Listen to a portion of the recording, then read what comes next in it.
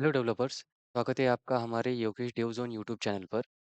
तो दोस्तों, previous lecture में हमने डेटा टाइप क्या होते हैं और उनके टाइप्स को डिस्कस किया था। तो अगर आपने प्रीवियस लेक्चर को नहीं देखा है तो प्लीज़ इस लेक्चर को देखने से पहले प्रीवियस वीडियो को ज़रूर देखना, बिकॉज आज का लेक्चर और आज का जो टॉपिक है वो प्रीवियस कंसेप्ट के बेसिस पे होने वाला है। तो दोस्तों, आज के वीडियो में हम सी शार्प प्रोग्रामिंग में वेरिएबल को पढ़ेंगे। वेरिएबल के इस लेक्चर को मैंने कुछ पार्ट्स में कवर किया है। इससे आपको वेरिएबल का कंसेप्ट डिटेल में समझ आएगा। तो दोस्तों, वीडियो स्टार्ट करने से पहले आप सभी को दिल से रिक्वेस्ट करता हूँ कि हमारे योगेश देव जोन यूट्यूब चैनल को सब्सक्राइब करना ना भूलें। तो चलिए आज के वीडियो को स्टार्ट करते हैं।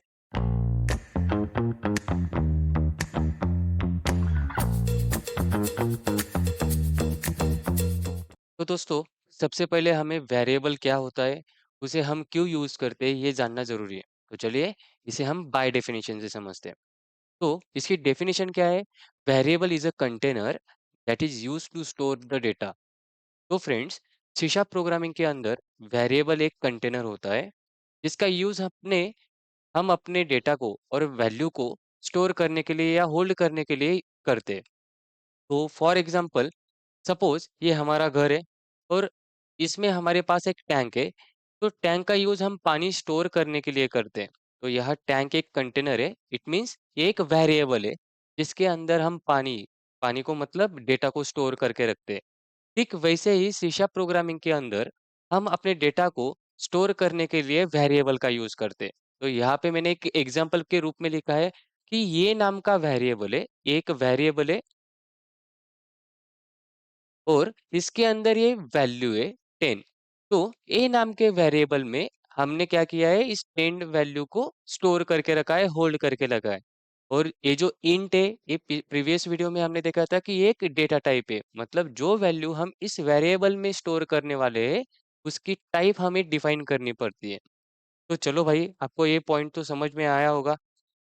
पर यहाँ पे आप सोचोगे तो आपको एक क्वेश्चन आपके दिमाग में जरूर आया होगा कि योगेश भाई, हम अपने डेटा को वेरिएबल में क्यों स्टोर करते हैं? विदाउट यूजिंग वेरिएबल हम उसे स्टोर क्यों नहीं कर सकते? Why we store data in the variable? तो चलो इसे हम डिटेल में रियल टाइम एग्जांपल से समझते हैं। गाइस, समझ लो, आपने आपके दोस्त का कांटेक्ट नंबर आपके फ़ोन में टाइप किया और उसे आपने आपके दोस्त के नाम से सेव किया। Then after saving the contact number with your friend name, जब कभी भी आप आपके दोस्त को कॉल करना चाहोगे, तो यहाँ पे आपने नंबर तो सेव कर लिया, और अगर आपको आपके दोस्त को कॉल करना है, तो आप हर बार आपके दोस्त का नंबर को सर्च नहीं करोगे, टाइप नहीं करोगे। आप आपके दोस्त का नाम सर्च करोगे और उसे कॉल करोगे। क्योंकि क्योंकि उसका मोबाइल नंबर जो भी आपने सेव किया है, वो एक वेरिएबल में, मतलब फॉर एग्जांपल आपके दोस्त का नंबर है 992211। तो ये राहुल नाम से आपने सेव किया होगा। तो जब भी आप अपने फ़ोन में पहली बार तो आप डेटा को स्टोर करोगे राहुल नाम के वेरिएबल में। तो जब सेकंड टाइम आपको कॉल करना होगा राहुल को, तो आप नंबर डायल किए बिना आप राहुल नाम को सर्च करोगे और उसे कॉल करोगे। ठीक वैसे ही अगर हम प्रोग्रामिंग को रिलेट करें और प्रोग्रामिंग को रिलेट करके समझे, तो सपोज मेरे पास एक वैल्यू है, सपोज ए मेरे पास 10 वैल्यू है। अगर ये वैल्यू मुझे मेरी मेमोरी लोकेशन पे स्टोर करनी है तो मैं डायरेक्टली नहीं कर सकता। तो पहले मैं इस वैल्यू को एक्स नाम से वेरिएबल में स्टोर करूंगा और इसे अपनी मेमोरी में स्टोर करके रखूंगा। मतलब यहाँ पे ये मेरी मेमोरी है। मेरी मेमोरी में मैंने एक एक्स नाम का वेरिएबल क्रिएट किया है जिसमें मैंने 10 ए वैल्यू को स्टोर करके रखा है। तो इन फ्यूचर जब भी मुझे ये 10 वैल्यू को एक्सेस करना होगा, तो मैं वैल्यू को एक्सेस ना करते हुए मैं मेरे एक्स नाम के वेरिएबल को एक्सेस करूंगा, जिससे मुझे 10 ए वैल्यू मिल जाएगी। तो गाइस, आई थिंक आपको ये एग्जांपल समझ में आया होगा। तो चलिए हम नेक्स्ट देखते हैं कि जो वेरिएबल हम सी शार्प में यूज करते हैं उसके कुछ रूल्स क्या है, उसके रूल्स क्या होते हैं। तो हम वन बाय वन डिस्कस करेंगे हर एक रूल्स को। तो पहला रूल ये होता है कि ये बोल रहा है कि यहाँ पे use letter, number and underscore for variable name. मतलब पहला रूल आपको 101% ध्यान में रखना है कि जब भी आप वेरिएबल को क्रिएट करते हो या डिफाइन करते हो, तो आपको लेटर का यूज़ आप कर सकते हो, नंबर का यूज़ आप कर सकते हो या अंडरस्कोर का यूज़ आप कर सकते हो। जैसे मैंने यहाँ पे एग्ज़ाम्पल में दिया है, यहाँ पे मैंने लेटर यूज़ किया है, यहाँ पे मैंने नंबर यूज़ किया है और अंडरस्कोर भी यूज़ किया है। मतलब ये दोनों कांसेप्ट में ये आपको एरर नहीं देगा। Then the second point is first character of a variable name must be letter or underscore. मतलब गाइस जब भी आप वेरिएबल को क्रिएट या डिफाइन करते हो तो आपको एक बात हमेशा याद रखनी है कि आपका वेरिएबल का जो स्टार्टिंग है ये एक तो लेटर होना चाहिए, एक तो अंडरस्कोर होना चाहिए। अगर इन केस आपने स्पेशल कैरेक्टर या कोई नंबर दिया तो वो आपको कंपाइल टाइम एरर देगा। इन दोनों केस में ये आपको एरर नहीं देगा क्योंकि यहाँ पे मैंने मेरे वेरिएबल का नेम एक लेटर से स्टार्ट किया है और सेकंड इसमें मैंने अंडरस्कोर से स्टार्ट किया है। Then the third point is variable name are case sensitive. अभी केस सेंसिटिव मतलब क्या कि यहाँ पे मैंने एज नाम के दो वेरिएबल को डिफाइन किया है, the first one is and the second one is. लेकिन यहाँ पे ये जो पहले वाला वेरिएबल है इसमें मैंने स्मॉल लेटर का यूज किया है।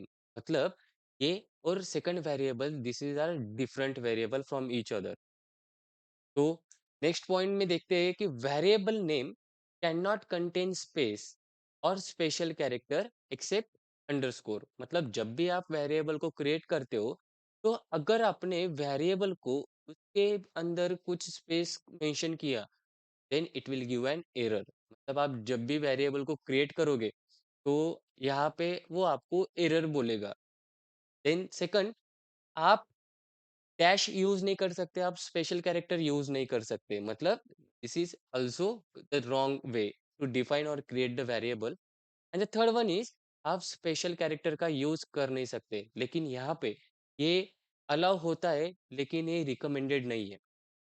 Then the last one is the variable name should be meaningful. मतलब जब भी आप वेरिएबल को क्रिएट करोगे तो उस नेम वो कुछ मीनिंगफुल होना चाहिए। मतलब फॉर एग्जांपल अगर आपको स्टूडेंट की आईडी को मेंशन करना है और स्टोर करना है तो आप लिख सकते हो कि सपोज इंटीजर स्टूडेंट आईडी।